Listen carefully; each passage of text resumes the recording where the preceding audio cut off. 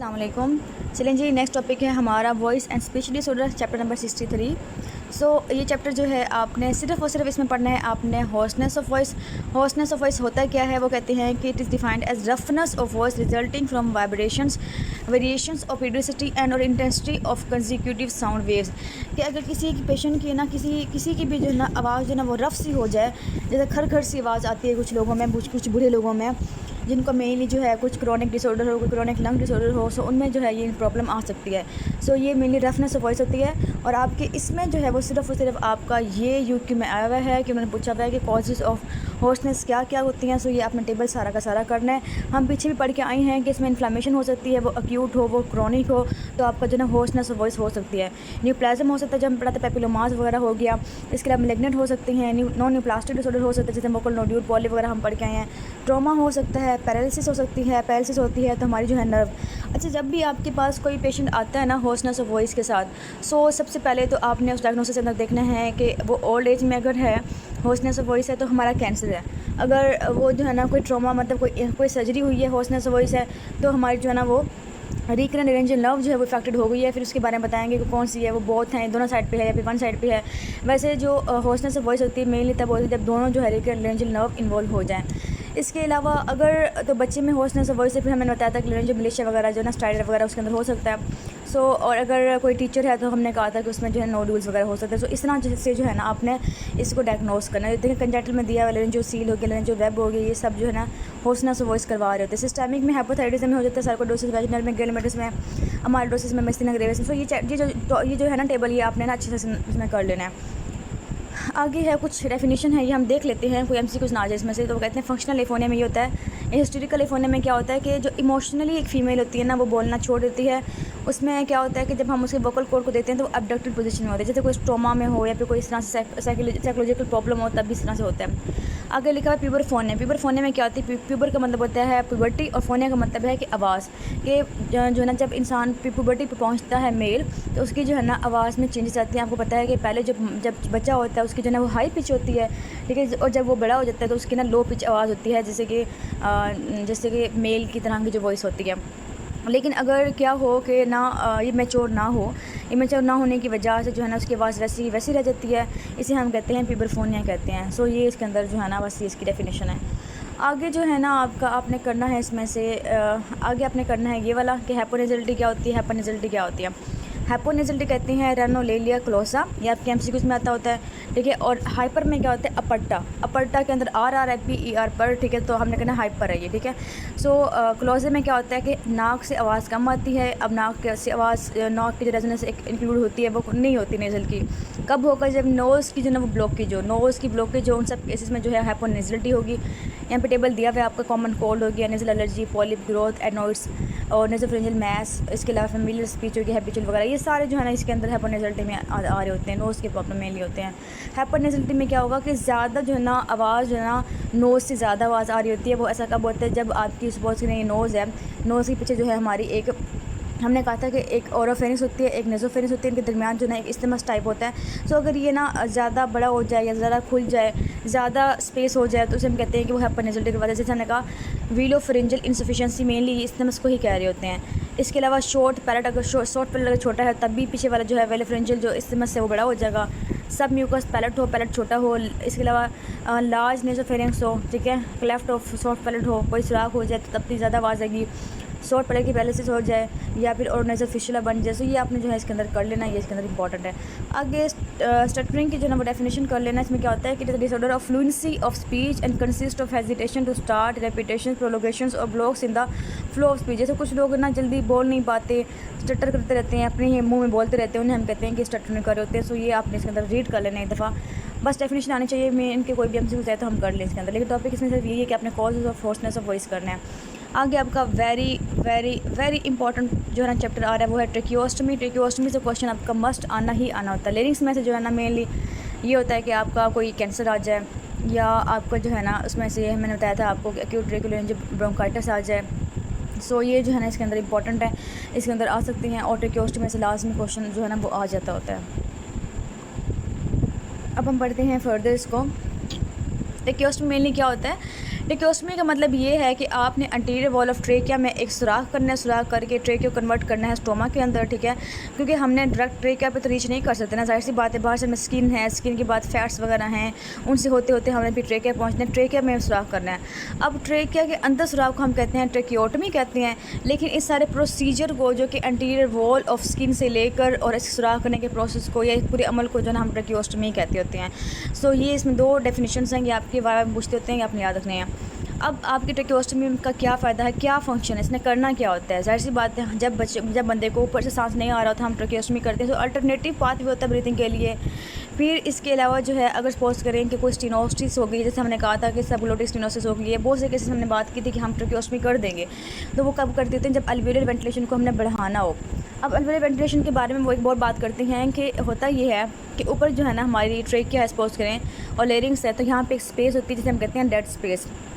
तो वो जो डेड स्पेस है वो 30 to 50% जो है ना वो डिक्रीज़ करता है, ठीक है, डिक्रीज़ हो जाती है डेड स्पेस, तो हमारी जो है ना अच्छी वेंटिलेशन होती है। इसके अलावा क्योंकि फेरिंग से आते हुए रेजिस्टेंस कोई होता है तो इसको रेजिस्टेंस को भी वो कम कर देता है, ठीक है। इसके अलावा सांस के प्रॉब्लम के अलावा हम कैसे यूज़ करते हैं, अगर कोई पेशेंट जो है ना वो सपोज करें कोई कोमा में पेशेंट है, कोई पैरालिसिस वाला पेशेंट है, तो उनमें चांसेस ये होते हैं कि वो कोई ना कुछ एस्पायरेट कर सकते हैं। ब्लड हो गया, हेमरेज हो गया, सर्जरी वगैरह की है तो उसमें जो है ना वो मेनली जो है उसमें एस्पायरेट कर सकता है। जैसे अगर हम कोई फेरिंग्स की सर्जरी कर रहे हैं तो फेरिंग सर्जरी करने से क्या होगा, ब्लड वगैरह वो अंदर मूव कर सकता है, तो हम एयरवे को प्रोटेक्ट करने के लिए भी जो हम ट्रेकियोस्टमी कर रही होती हैं। इसके अलावा कह रहे हैं कि परमिट्स रिमूवल ऑफ ट्रेकियोब्रोंकियल सिक्रीशंस, इसके थ्रू हम क्या करते हैं, जो सिक्रीशन ऊपर से मुंह से नहीं निकल रही होती है, जो पेशेंट कोमा में होते हैं, जो पैरालिसिस में होते हैं, तो हम इसकी मदद से जो है वो अपर जो पार्ट ट्रेकियोब्रोंकियल जो ट्री है उसको हम क्लीन कर रहे होते हैं, उसको बार बार जो है ना हम साफ़ कर रहे होते हैं, उसकी सिक्रीशन जो है वो हम सक कर रहे होते हैं। फिर वो कहते हैं कि अगर आपको जो है 72 घंटे के बाद तक भी पॉजिटिव प्रेशर रेस्पिरेशन चाहिए है किसी पेशेंट में, तो इससे बेहतर है कि आप ट्रेकियोस्टमी करें एज़ कम्पेयर टू इंटूबेशन के। फिर वो कहते हैं कि हम एनेस्थीसिया एडमिनिस्टर कर सकते हैं जब ऐसा हो कि मुंह से हम एंटीबीट ना कर सकें, जैसे मुंह में कोई क्रिसमस होता है तो हम अगर मुंह से कोई चीज़ नहीं डाल सकते फिर तब भी हम ट्रेकियोस्टमी ही करते होते हैं। उसके बाद हम बात करते हैं इंडिकेशंस ऑफ ट्रेकियोस्टमी की। ये थे इसके फंक्शंस, क्या क्या इसने काम करना है मेनली, ठीक है। अब हम करते हैं कि इंडिकेशन क्या क्या होती है, कि रेस्पिरेटरी अगर ऑब्स्ट्रक्शन हो, सिक्रीशंस हों अंदर, ठीक है, जो कि ड्रेन ना हो रहे हो, रेस्पिरेटरी इनसफिशिएंसी हो, ठीक है। पहले ऑब्स्ट्रक्शन मतलब ये है कि उसको बिल्कुल सांस बंद हो गया, सिक्रीशन मतलब ये है, सिक्रीशन अंदर, रेस्पिरेटरी इनसफिशिएंसी मतलब ये है कि जो हमें एक चाहिए होती है वो रिक्वायर्ड नहीं हो पा रही, वो जो है ब्रीदिंग जो है वो नहीं हो रही, सैचुरेशन लेवल जो है उसका कम हो रहा है। अब वो कह रहे हैं, अच्छा आगे जो है इसका ना टेबल दिया हुआ है आपका इंडिकेशंस फॉर ट्रेकियोस्टमी, ये मेनली जो है ना आप इसका टेबल में कर लेंगे। रेस्पिरेटरी ऑब्स्ट्रक्शन होगी तो कब कब होगी, उन्होंने लिखा हुआ है कि इन्फेक्शन की जैसे होती है, इन्फेक्शन जैसे क्या होता है सारा हमने पढ़ा हुआ है कि लुडविग एंजाइना हो गया, लेरिंजियोट्रेकिया ब्रोंकाइटिस हो गया, ट्रोमा की वजह से हो सकता है, ट्रोमा अगर हो गया लेरिंग्स का ट्रेकिया तब हम करेंगे। इसके बाद नीप्लाज्म हो गया, फोन बॉडी हो गया, एडीमा हो गया, बायलेटरल एब्डक्टर मसल्स की पैरालिसिस हो गई है, कंजेंटल एनोमलीज हो गए, इन सब केसेस में जो है ना हम रेस्पिरेटरी ऑब्स्ट्रक्शन हुई गया तो हम कर देंगे। रिटेन सिक्रीशंस कब होती हैं, जब पेशेंट जो है ना इनएबल हो कफ करने में, जैसे कोमा के पेशेंट हो गया, पैरालिसिस का पेशेंट हो गया, स्पैज़म में है, इन सब केसेस में क्या होता है कि हमने खुद जो है इसको ड्रेन करना होता है, क्योंकि नॉर्मली सिक्रीशंस प्रोड्यूस हो रही होती हैं लेकिन वो कफ से जो है वो निकल जाती है, लेकिन इनमें नहीं निकलती, तो हम क्या करते हैं कि हम इनमें जो है वो रिमूव करते हैं। आगे पेनफुल कफ है, पेशेंट पेन जो है इतना पेन होता है कफ से, हम तब भी इसको सिक्रीशन को रिमूव कर रहे होते हैं और फ्रिंजियल सिक्रीशन को भी एस्पायरेट कर रहे होते हैं। आगे रेस्पिरेटरी इनसफिशिएंसी कब होती है, रेस्पिरेटरी इनसफिशिएंसी में क्या होता है कि मेनली लंग्स का मसला होता है।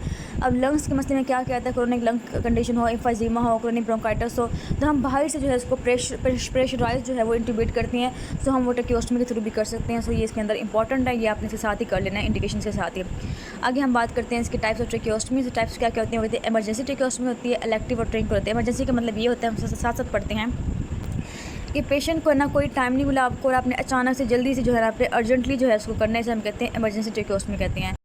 और मेनली एमरजेंसी ट्रेकियोस्टमी कब करती होती हैं, जब पेशेंट बहुत ज़्यादा सीवियर कंडीशन हो और अपने अर्जेंटली जो है ट्रेकियोस्टमी परफॉर्म करनी है, तो इसे हम कहते हैं एमरजेंसी ट्रेकियोस्टमी कहते हैं। इलेक्टिव का मतलब ये है कि बड़े सुकून तहम्मुल से ना ऑर्डरली प्लान जो है ना रूटीनली जो होती है ना उसे हम कहते हैं इलेक्टिव। इसमें क्या होता है कि हमने पहले से प्लान किया होता है, पता होता है कि इस पेशेंट की हमने करनी है। सो ये थेराप्यूटिक भी हो सकती है। थेराप्यूटिक मतलब ये है कि हम कर ही रेस्पिरेटरी ऑब्स्ट्रक्शन के लिए जो है ट्रेकियोस्टमी कर रहे हैं, हम सिक्रीशन से रिमूव करने के लिए कर रहे हैं, हम उसे वेंटिलेशन करने के लिए कर रहे हैं। प्रोफाइलेक्टिक का मतलब ये है कि हमने काम कोई और करना है लेकिन हमें ये डर है कि ब्लड से जो है ना ब्लड वगैरह एस्पायरेट ना कर जाए। जैसे हम बात करते हैं कोई सर्जरी करनी हो टंग की, कोई फ्लोर ऑफ माउथ की, कोई मैंडिबल की, इन सब केसेस में जब हम करते हैं ना हम पहले ही इसको ट्रेकियोस्टमी करते हैं ताकि बाद में सिक्रीशन वगैरह ना जाए, उसको एस्पिरेशन निमोनिया ना हो। फिर हम बात करते हैं परमानेंट ट्रैकियोस्टमी। परमानेंट क्या होता है कि एक पेशेंट जो है, हमने बात की अभी पिछले चैप्टर में कि लेरिंग्स वाले चैप्टर में कार्सिनोमा ऑफ लेरिंग्स में क्या हुआ कि हमने पूरी की पूरी जो है लेरिंग्स रिमूव कर दी। अब उनको लेरिंग्स रिमूव कर दिया, उनका सांस कैसे बहाल करेंगे, सांस बहाल करेंगे उनमें परमानेंट ट्रैकियोस्टमी करके। इसमें अच्छा इसमें क्या होता है कि एक तो उन्होंने लिखा है कि किन केसेस में करते हैं बायलैटरल एब्डक्टिव पैरालिसिस हो जाए या फिर लेरेंजियल स्टेनोसिस हो जाए, मतलब अपर पार्ट ही खत्म हो जाए। Pharyngectomy lower tracheal stump is brought to surface and stitch to the skin. वो कहते हैं कि जो स्टम्प रह गया उसको यहाँ पे अपने लेंस रिमूव कर दिया है, नीचे जो स्टम्प रह गया उसको हम बाहर स्किन तरफ लाएंगे और वहाँ जाके हमने उसको ट्रेकियोस्टमी प्लान कर देनी है।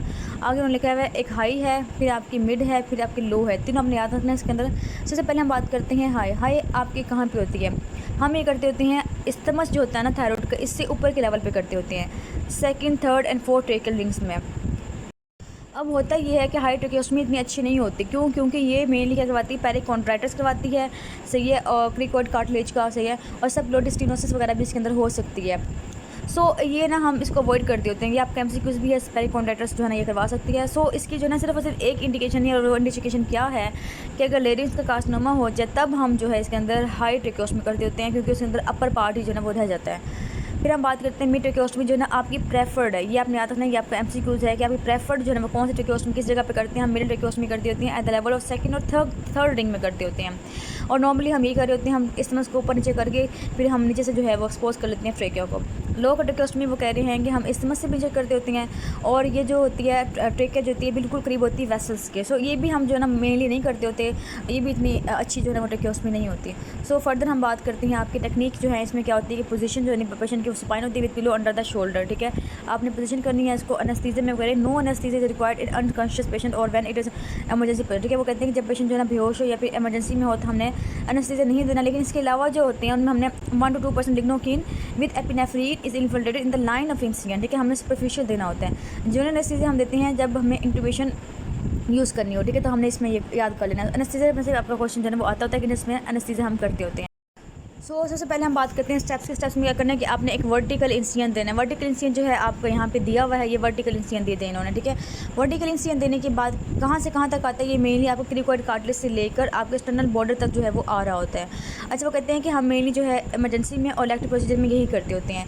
बहुत जल्दी रैपिड में और मिनिमम ब्लीडिंग इसके अंदर होती है।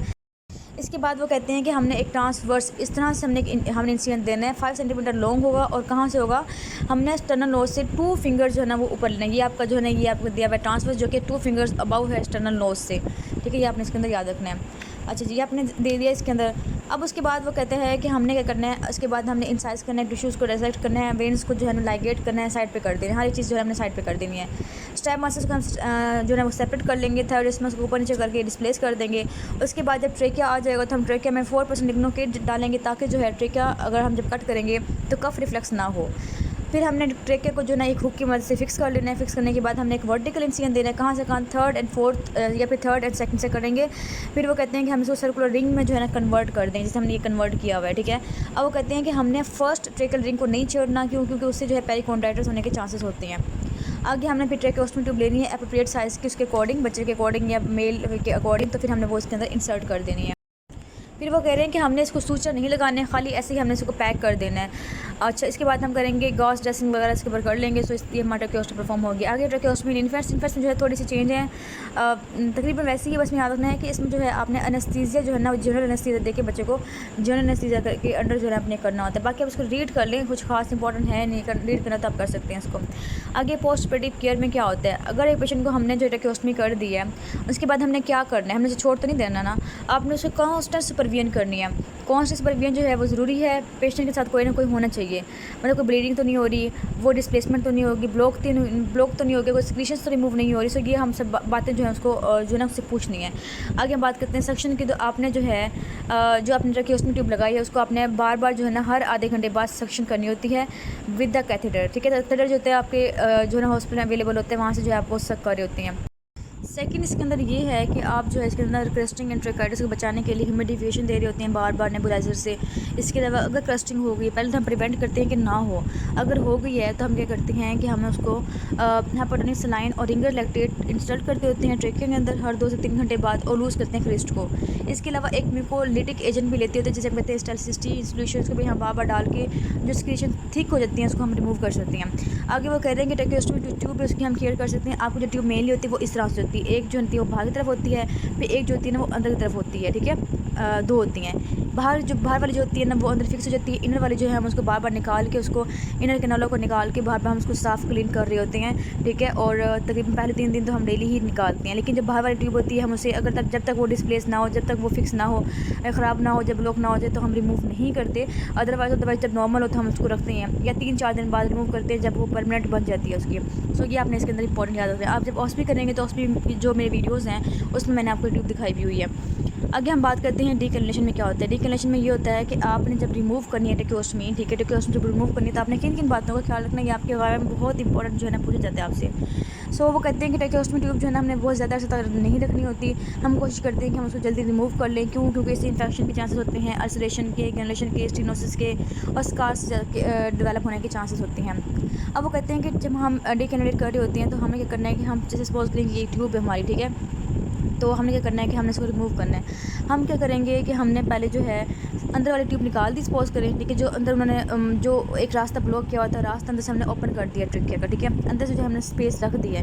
क्योंकि मेनली क्या होता है कि इस तरह से जो है ये आपका जो है ना अंदर वाली ट्यूब आ रही होती है, आने के बाद यहाँ पे जो है ना एक बैलून होता है, उस बैलून से क्या होता है कि आपकी जो ट्रेकिया है वो क्लोज रहती है, ऊपर से जो है वो कोई सिक्रेशन नहीं आ रही थी।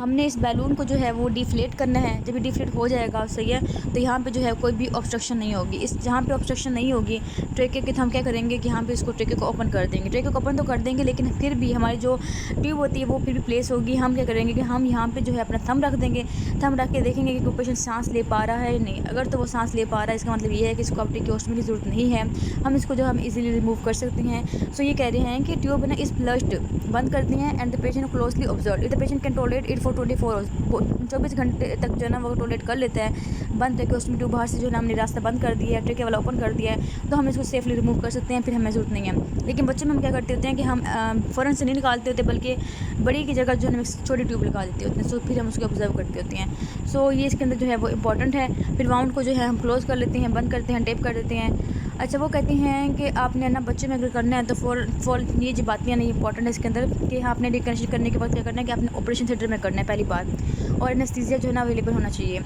जब आप कर रहे होते हैं, डीकैनालेट कर रहे होते हैं, साथ आपके री इंट्यूबेशन इक्विपमेंट पड़े होंगे। फ़ौरन से अगर बच्चे का सांस उखड़ता है तो आपने फ़ौरन से जो है वहाँ पे उसके साइज़ की ट्यूब जो है वो इंसर्ट कर लेनी है। डीकैनालेशन के बाद अपने पेशेंट जो है बच्चा जो है उसको अपना ऑब्जर्व करने को, उस रेस्पिरेटरी डिस्ट्रेस तो नहीं होगा, टैकिकार्डिया तो नहीं होगा, उसको जो है ब्लूनेस तो नहीं होगी। इसका मतलब ये है कि उसकी सैचुरेशन जो लेवल है वो लो हो रही है।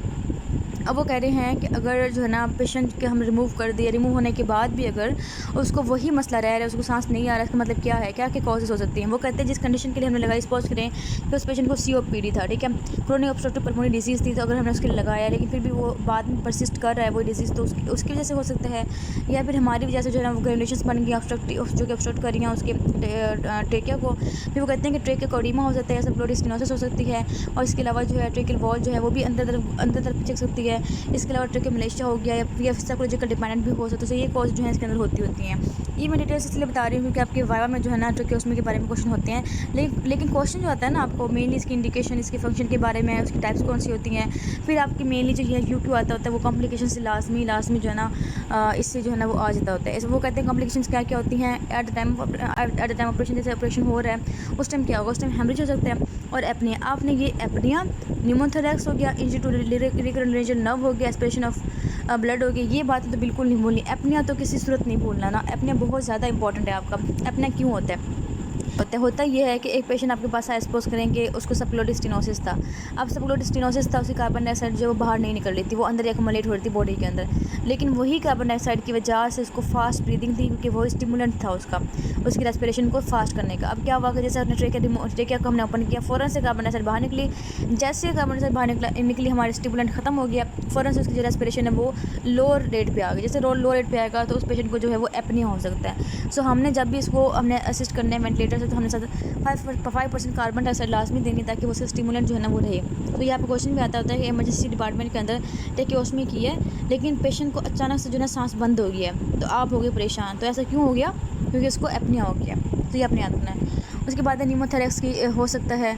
इसके अलावा लीक रन रीजन लव की जो है ना पैरालिसिस हो सकती है, एस्पिरेशन ब्लड हो सकता है, एसोफेगस की जो है ना इंजरी हो सकती है। आगे हम बात करते हैं इंटरमीडिएट। ये कब होता है? फ्यू आवर्स से लेकर कुछ डेज तक जो है ना ये होता है, मेनली 10 डेज तक जो है ना इसका होता है। इसमें क्या होता है? ब्लीडिंग होती है, रिएक्शनरी होती है, सेकेंडरी होती है। रिएक्शनरी और वैसे आपको जो रिएक्शनरी होता है ना वो विदिन 24 आवर्स होता है, और जो सेकेंडरी होता है ना वो विदिन जो है ना वीक में हो रहा होता है। इसके अलावा जो है ना ट्यूब डिस्प्लेस हो सकती है, ट्यूब ब्लॉक हो सकती है, सबकुलिनरी फजीमा हो सकता है, ट्रिकाइटिस हो सकता है, ट्रिकोब्रोंकाइटिस हो सकता है, एटलेक्ट्रिसिस हो सकता है, लंग एब्सिस बन सकता है, या फिर लोकल वाउंड ग्रैनुलेशंस वगैरह जो है वो बन सकते हैं। ये आपने अच्छे से याद करनी है, बहुत इंपॉर्टेंट है आपके। लेट की अगर हम बात करें तो कब होता है? जब आप जो ट्यूब पे बहुत अच्छे से यूज़ कर रही हैं, few weeks two months use करें, तो क्या होगा कि अंदर की तरफ जो है ना वेसल्स हेमरेज कर सकती हैं। इसके अलावा लेरेंजियल स्टेनोसिस हो सकती है, क्योंकि वहाँ पेरिकॉन्ड्राइटिस हो गया, क्रिकोइड कार्टिलेज का तो पेरिकॉन्ड्राइटिस हो जाएगा। ट्रेकल स्टेनोसिस हो सकती है, बार बार एक्सीलेशन, बार बार इन्फेक्शन की वजह से ट्रेकोसिफिजियल फिशरा बन सकता है। अगर बहुत लंबे अर्से तक आपने कफ ट्यूब यूज़ की है, ठीक है, तब भी हो सकता है। इसके अलावा जो है ना डीकनेक्शन की प्रॉब्लम हो सकती है, जैसे हमने पढ़ा। और इसके अलावा जो आपका सुराख है ये बंद ही नहीं होता, ये फिशरा बन जाता है। इसके अलावा ट्रेकोस्मी स्कार रह जाता है, या फिर क्लोइड बन जाता है बाद में, या फिर क्रोसिव ट्रेकोस्मी ट्यूब भी हो सकता है, मतलब कोई एस्पिरेशन वगैरह फ्रैगमेंट जो वो एस्पिरेट भी हो सकते हैं। सो ये स्किन प्रॉब्लम आ सकते हैं। आप कुछ लिखे हुए आपके इमरजेंसी जो है ना आपने कौन कौन से इमीडिएट एयरवे मैनेजमेंट करने होते हैं। फ़ौरन आपने पहले क्या करना होता है? जा थ्रस्ट करना होता है, उसे जा को जो है ना लिफ्ट करना होता है। फिर आप ओरोफ्रिंजियल ट्यूब रहता है। ओरोफ्रिंजियल ट्यूब आपकी मेनली जो वो इस तरह से होती है, इतनी सी, ठीक है, आपके जो है वार्ड में अक्सर ओटी में पड़ी होती है। आपने इसको मुंह से लेके जाना है। ओरोफिनिक्स कहाँ तक होती है? हम ये सिर्फ और सिर्फ फेरिंग्स तक होती है। अगर हमारी जो है टंग के जैसे जो है ना ऑब्स्ट्रक्शन हो रही है, मतलब बिल्कुल ऊपर पर ऑब्स्ट्रक्शन है, तो फिर हम ओरोफिनिक्स डालते हैं। सेकंड जो है ना ये आपकी नेसोफिनिक्स कैसी होती है? इतनी थिन सी होती है और पतली सी और लंबी सी होती है, आपके ना वार्ड पड़ी होती है, इस तरह से होती है। ये जो नेसोफिनिक्स होती है हम ये डालते हैं कहाँ से? इंसर्ट करते हैं नोज़ से, और नोज़ से लेके कहाँ तक जाएगा? फेरिंग्स तक जाएगा। ये कब देंगे? जब जो है हम उसके जो है माउथ को ओपन नहीं कर पाते, ठीक है। उसके बाद लेरेंजियल मास्क एयरवे। अब लेरेंजियल मास्क एयरवे जो है हम इंसर्ट करेंगे मुंह से, और इंसर्ट करने के बाद ये कहाँ तक जाएगा? अब ये लेरेंजियल तक है तो लेरेंजियल तक जाएगा। और मास्क का मतलब ये है कि वहाँ जाके हमारा जो ये वाला पार्ट है ये बिल्कुल लेरेंस के अंदर जाके फिट हो जाएगा। इस तरह फिट हो जाएगा कि कोई भी कंटेंट वगैरह जो है ना वो लेरेंस में नहीं जा सकता। और यहाँ इसका जो है ना वो सुराख होता है, जिससे हम जो है सांस ले रहे होते हैं, इसमें कहते हैं लेरेंजियल मास्क एयरवे। फिर ट्रांसट्रेकल जेट वेंटिलेशन होता है, ये भी एक इन्वेसिव प्रोसीजर होता है। इसमें क्या होता है? हम कैथेटर मेनली जो है ना वो इंसर्ट कर रहे होते हैं एंटीरियर साइड से, और उससे जो है ना वो हम जो है ना उससे वेंटिलेट कर रहे होते हैं। आगे एंडोट्रेकियल इंट्यूबेशन होती है। इसमें क्या होती है कि हम जो करते हैं इंसर्ट, इसमें मेनली एंडोट्रेकियल जो है ना बहुत ज़्यादा यूज़ होता है इसके अंदर। एंडोट्रेकियल इंट्यूबेशन काफ़ी ज़्यादा यूज़ होने वाली होती है, मेनली जो है हम इसको इंसर्ट करती होती हैं, और मेनली ये हमारी ब्रीदिंग को जो है वो ठीक कर देती है। आगे क्रिकोथेरेटोटमी और लेंजियोटमी और मिनी ट्रेकोस्टमी इंपॉर्टेंट है। आपने मेनली जो ये करनी होती है ना, ये कब करती हैं? जब आपको जो है इमरजेंसी हो और अपने हल्का सा जो है कट लगा के आपने इंसाइज करना। इसमें वो कह रही हैं कि आपने इंसाइज करनी है वर्टिकली, ठीक है, and then cricothyroid membrane cut with transverse incision. So आपने स्किन को पहले वर्टिकली इंसाइज करना है, उसके बाद आपने एक ट्रांसवर्स इंसिजन देना है क्रिकोथेरेट मेम्ब्रेन के अंदर। ये आपका कुछ पता होता है कि मिनी जो है अपने ट्रेकोस्टमी कहाँ करनी होती है। स्पेस ओपन कर लेते हैं, कोई भी आप नाइफ डाल के उसको टर्न साइड बिल्कुल ऐसे नाइफ डाल के उसको थोड़ा टेढ़ा कर देंगे। ये कब होता है? जब बहुत इमरजेंसी होती है, आपके पास कोई भी सामान अवेलेबल नहीं है, सो आप नाइफ से इसको कर सकते हैं।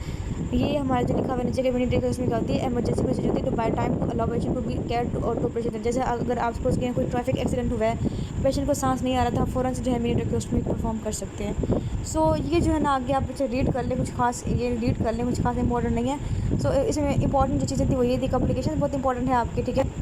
और फिर मैंने बताया आपको कि इसमें इंडिकेशन बहुत इंपॉर्टेंट है। प्री ऑपरेटिव जो इसकी केयर है वो इंपॉर्टेंट है कि आपने क्या केयर करनी है इसके अंदर, एमसीक्यू के लिए इंपॉर्टेंट है। इंडिकेशन वगैरह फंक्शन जो नहीं सारे बहुत इंपॉर्टेंट है। इसके अलावा जो है ना आपके वाइवा में जो है ना क्वेश्चन बहुत ज़्यादा पूछते होते हैं।